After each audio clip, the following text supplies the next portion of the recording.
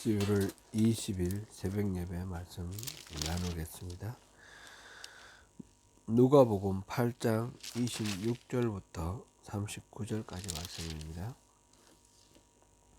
누가복음 8장 26절부터 39절까지입니다. 함께 봉독하시겠습니다.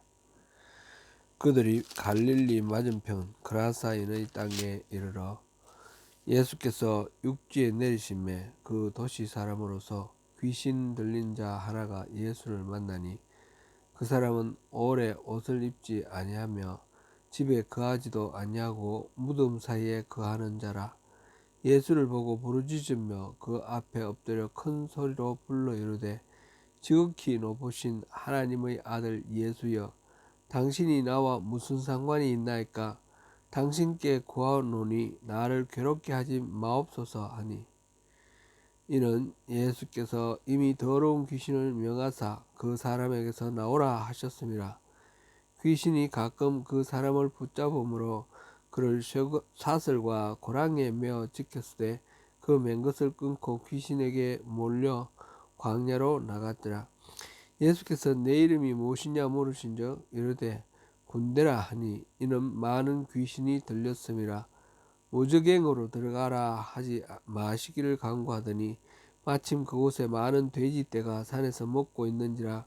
귀신들이 그 돼지에게로 들어가게 허락하심을 간구하니 이에 허락하시며, 귀신들이 그 사람에게서 나와 돼지에게로 들어가니 그 떼가 비탈로 내리다라 호수에 들어가 몰사하거늘, 치던 자들이 그 이루어진 일을 보고 도망하여 성내와 마을에 알리니, 사람들이 그 이루어진 일을 보러 나와서 예수께 이르러 귀신 나간 사람이 옷을 입고 정신이 온전하여 예수의 발치에 앉아 있는 것을 보고 두려워하거늘, 귀신 들렸던 자가 어떻게 구원받았는지를 본 자들이 그들에게 이르매, 가라사인들의 땅 근방 모든 백성이 크게 두려워하여 예수께 떠나가시기를 구하더라.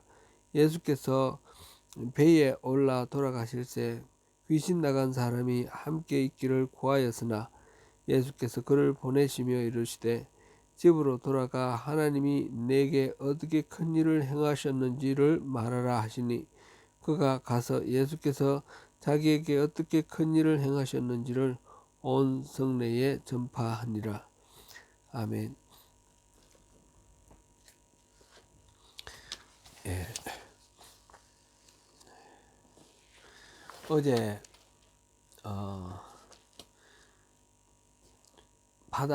갈릴리 그 호수 위에서 풍랑을 만나 제자들이 아주 애 많이 쓰고 나중에 패닉에 빠진 상태에서 예수님을 찾는 그런 장면을 봤습니다. 예수님은 배 위에서 주무셨다 그랬었죠.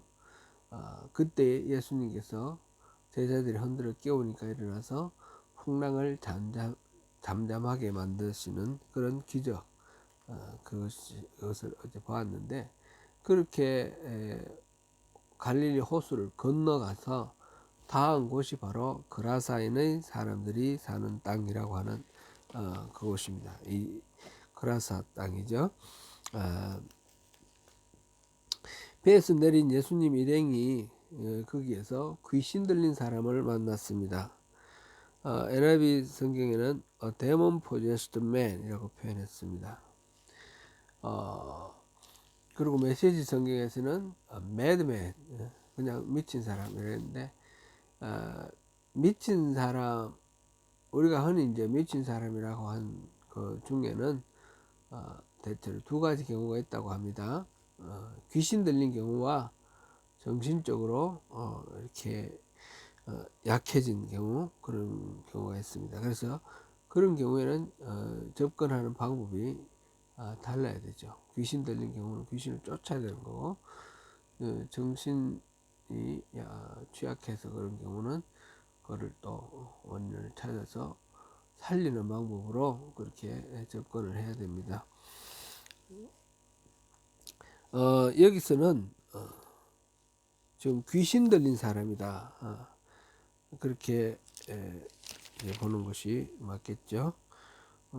이 도시에 거하는 그라사 그 성읍에 사는 사람이었는데 귀신이 들려서 워낙 난폭하게 이렇게 설치기 때문에 사슬로 쇠사슬과 고랑으로 묶어 놨는데 그것을 끊고 나와서 이 무덤 가운데서 살고 있다 그랬습니다.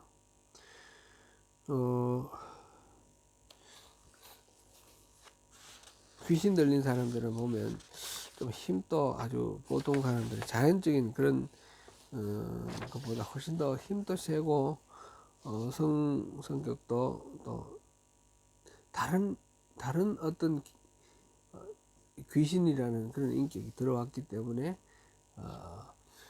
보통 일반 사람에게서 볼 수 없는 그런 어떤 행동 양식도 보입니다. 그런데 그 귀신 들린 사람이 예수님을 보고 부르짖는데 28절 보니까 그 앞에 엎드려 큰 소리로 불러 이르되 지극히 높으신 하나님의 아들 예수여 당신이 나와 무슨 상관이 있나이까 당신께 구하노니 나를 괴롭게 하지 마옵소서 이렇게 부르짖습니다. 29절 보니까 그 이전에 예수님께서 이 사람을 보고 그 사람 안에 들어있는 귀신에게 당장 그 자리에서 나오라고 이렇게 예수님이 명령을 하셨어요. 그 명령을 받은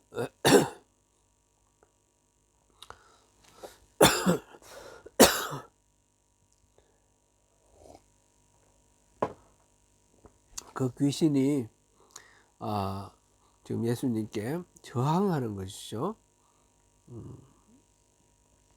사실 귀신은 좀 귀신같이 한다 이런 말이 있듯이 사람들은 알지 못하는 바를 알고 있습니다. 어떤 영적인 영역에서 특별한 그런 세계가 있다라는 것을 우리가 볼 수 있죠. 베드로가 주는 그리스도시요 하나님의 아들이십니다. 이렇게 신앙을 예수님이 누구신지를 고백을 했고 예수님께서는 그것을 너무너무 기뻐하시면서 그 베드로에게 네가 말한 이 고백 위에 내가 내 교회를 세우겠다 이렇게 말씀하셨어요. 그리고는 십자가를 지실 것을 말씀하시고 예수님의 공생애는 어쩌면 제자들을 훈련해서 제자들을 토대로 해서 교회를 세우시는 것이 1차적인 목적이었다 이렇게 볼 수도 있습니다. 그렇게 제자들을 훈련시켜서 베드로가 고백했는데 그보다 훨씬 이전에 이미 이 귀신들은 예수님이 누구신지를 알았다는 거죠. 하나님의 아들이라고 이렇게 부르지 않습니까? 지극히 높으신 하나님의 아들 예수여 당신이 나와 무슨 상관이 있나이까. 그래서 귀신은 귀신같이 한다라는 말씀을 제가 그렇게 표현을 하는 것입니다. 공생애를 시작하기 전에 마귀가 예수님을 이끌고 가서 광야에서 시험을 하는데 그때 마귀가 예수님에게 네가 만약 하나님의 아들이거든 하면서 뭔가 얘기를 하지 않습니까? 이 말은 예수님이 스스로 하나님의 아들이라고 자각하고 있다는 사실을 마귀가 알고 있는 것이며 마귀도 알고 있는 것이죠. 하나님의 아들이신 것을. 그러면서 그 권위를 네가 알고 있다면 진정으로 그것을 믿고 있다면 이렇게 해보라. 그러면 뛰어내리라고도 하고 뭐 여러 가지로 그 시험을 하는데 예수님께서 그 사실을 자각하고 있었어요. 공생애를 시작하실 때 이미 하나님의 아들이라는 것을 예수님이 아시고 계셨어요. 세례를 받을 때 하늘에서 음성이 들려왔습니다. 이는 내 사랑하는 아들이니 이렇게 말씀하시는 그런 것이 있었습니다. 근데 예수님은 알고 계셨는데 그것을 자각하는 그것을 깨달아 아는 제자들은 없었다는 거죠. 바로 지금 오늘 이 본문 바로 앞에 무슨 일이 있었습니까? 풍랑을 잠잠케 하는 그런 사건이 있었습니다. 그랬을 때 제자들의 반응이 무엇이었습니까? 저가 누구시기에, 저분이 도대체 누구시기에 바람과 물결이 잔잔해지는가, 그렇게 의아해 하고 있습니다. 예수님, 그러면 이거는 완전히 신적인 그런 그 행동 아니십니까? 아닙니까? 예수님이 풍랑을 잔잔케 하는 것. 그럼에도 불구하고 제자들은 알지 못합니다. 근데 귀신들은 안다라는 것이죠. 실제로 여기서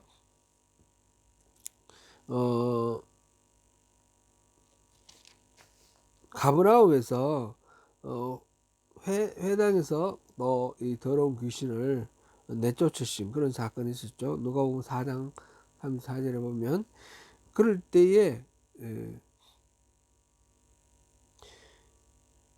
악한 영들은 예수님이 누구신지, 또한 그분이 어떤 능력을 가지고 계시는지 잘 알고 있는데 사람들은 모르는 것입니다. 그럴 때에 예수님께서 그 귀신에게 물어봅니다. 네 이름이 뭐냐? 사람들이 서로의 이름을 알리고 대화하는 것은 대화를 할 때 상대가 누구인지 인지를 하려는 것이죠. 근데 이름이라는 것은 단순히 어떤 사람을 불러내는 하나의 기호에 불과한 것이냐, 그렇게 볼 수는 없습니다. 그 이름 속에는 그 이름을 부여한 부모, 주로 부모겠죠. 부모의 소망이 담겨 있으며, 그 이름을 듣고 자란 그 사람이 스스로 자각하는 자신의 어떤 이름 속에 담긴 뜻이 삶 속에 이렇게 투영되는 그런 의미도 있습니다. 성경에서는 주로 이 이름이라는 것은 그 사람을 부르는 하나의 기호 플러스 그 사람의 인격, 성품까지도 포함하는 그런 것으로 이름이 나와 있습니다. 여기서는 지금 예수님께서 그 귀신 들린 사람에게, 그 귀신이죠, 귀신 사람이 아니라 그 안에 들어있는 귀신에게 물어봅니다. 내 이름이 뭐냐? 그랬을 때 그 귀신이 대답하기를 나는 군대다, 이렇게 말을 합니다. 그리고 군대라 하니 이는 많은 귀신이 들렸음이라 30절에 그래 나와 있죠.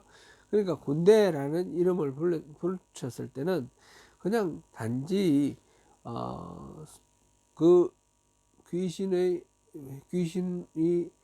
이렇게 불리우는 어떤 시그널로 하나의 기호로만 군대라는 뜻이 아니라 많은 귀신이 들렸다. 실질적으로 그 이름에 의미하는 대로 귀신이 많은 군대다라는 뜻이죠. 이 지금 나라 주석에 보니까 레기온이라고 이렇게 되어 있는데, 레기온은 오늘날로 치면 연대에 해당되는 것인데, 로마 제국 시대의 연대는 3,000명이었다고 합니다. 3,000명이 아니라 여기에 나오는 이 군대를 보니까, 주석에 보니까 6,000명이었다고 합니다. 한 레기온은 6,000명이었다고 그렇게 말합니다. 그러니까 이 귀신이 자기 이름을 레기온이라 그랬는데 곧 6,000마리라고 그래야 되나요? 귀신이 함께 들어앉아 있다라는 것이죠. 우리나라에서 이제 연대 그러면 한 2,000명 되는데, 연대 위에 이제 사단이 있죠. 사단이 한 12,000명 정도 되나요? 정확히는 잘 모르겠습니다. 그래서 사단의 한 반 정도 수준, 정도 되는 그런 숫자가 6,000명이죠. 6,000명 되는 게 레기온이라는 거죠. 막달라 마리아에게 7 귀신 들린 자라고 이렇게 소개했었는데, 그 한 사람에게 7 귀신 7이 들었다는 거죠. 그런데 이 그라사인에게는 레기온이 들었어요. 6천의 귀신이 들어있는 그런 상황입니다. 엄청난 그런 문제가 지금 이 한 사람 안에 그 많은 귀신들이 들어 있습니다. 그래서 이 영적인 존재인 귀신이 예수님께 제발 자기를 내쫓지 말아 달라고 애원을 합니다. 무지갱으로 들어가라 하지 말기를 간구하더니, 무지갱이 뭡니까? 바닥이 없는 구덩이, 한없는 어떤 심연, 그것을 말하는 것이죠. 그곳에 들어가지 않도록 귀신도 거기 들어가는 것을 지금 싫어하고 있습니다. 이런 귀신에 사로잡힌 이 환자가 겪는 고통을 우리가 짐작할 수 있으며, 그런 가운데서 이 귀신들도 자기들이 또 떠나기를 싫어해서 마지막 예수님 앞에서 또 저항하는 그런 모습을 볼 수 있습니다. 그러면서 마침 옆에 돼지 떼들이 있는 것을 보고 거기에 들어가기를 허락해 달라고 합니다. 예수님께서 허락하셨을 때 그들이 돼지 속으로 들어갔는데 언덕을 달려 내려가서 호수에 빠져 죽었다, 이렇게 됐습니다. 그 돼지 떼와 함께 귀신들이 함께 몰사하였습니다.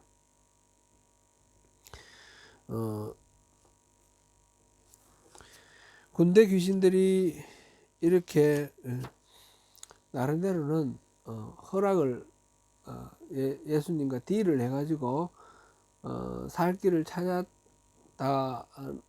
하는 것처럼 보이는데, 돼지 떼와 함께 이제 해결되는 것을 이렇게 봅니다.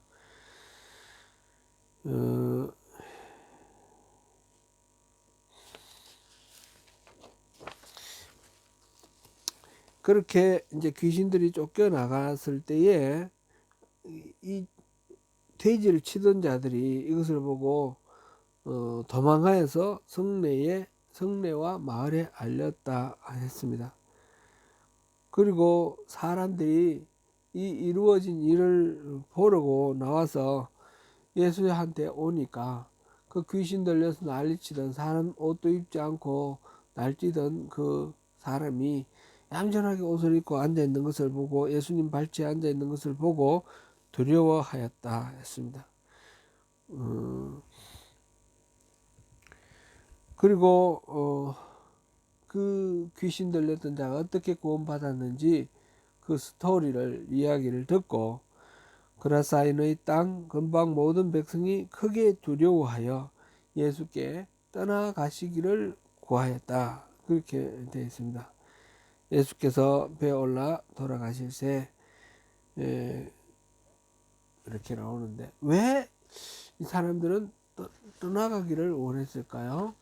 예수님이 지금 놀라운 일을 하셨잖아요. 귀신 들린 그 귀신도 자그마치 6천이나 되는 그 귀신을 싸움 물리쳐 이기신 분 아닙니까? 그런데 그 예수님, 그런 놀라운 능력을 행하시는 분, 누가 생각해도 이분은 보통 연희 사람이 아니고 특별한 능력을 가지신 분으로, 또 어떤 구원자, 메시아이라는 사실을 짐작할 수 있는 상황입니다. 그런데 이들은 왜 예수님을 떠나라 하셨을까요? 그들은 예수님이 자기 마을에 들어오는 것을 두려워한 것이죠. 그러니까 떠나달라고 부탁하는 거죠. 무엇을 두려워했을까요? 예수님이 오셔서 불러일으킬 어떤 변화의 바람, 그 속에 자기들 자신의 어떤 거짓과 또 그 가면 속에 감춰져 있는 죄악들, 그런 것들이 다 드러날 것을 두려워하고 있지 않을까, 그렇게 생각해 봅니다. 이들은 예수님이 오셔서 그 마을에 들어오면 틀림없이 큰 변화의 바람이 불어올 것이고, 그것으로 인하여 자기 자신들이 또 죄를 보게 되며 변화해야 될 것을 두려워한 것으로, 이거는 뭐 여기 기록되어 있지 않으니까 분명한 건 아니지만 짐작해 봅니다. 예수님이 오시는 것이 그렇게 능력을 행하시고 귀신을 쫓으시는 것이 그저 반갑고 놀랍고 그래서 메시아로 추앙할 만한 그런 일일 뿐만 아니라 구체적인 자기 삶을 변화시키고 구체적으로 자기들에게 있는 이렇게 타성해져 있는 그런 죄악된 것을 또 뒤집어 엎으실 것으로 충분히 짐작할 수 있습니다. 그래서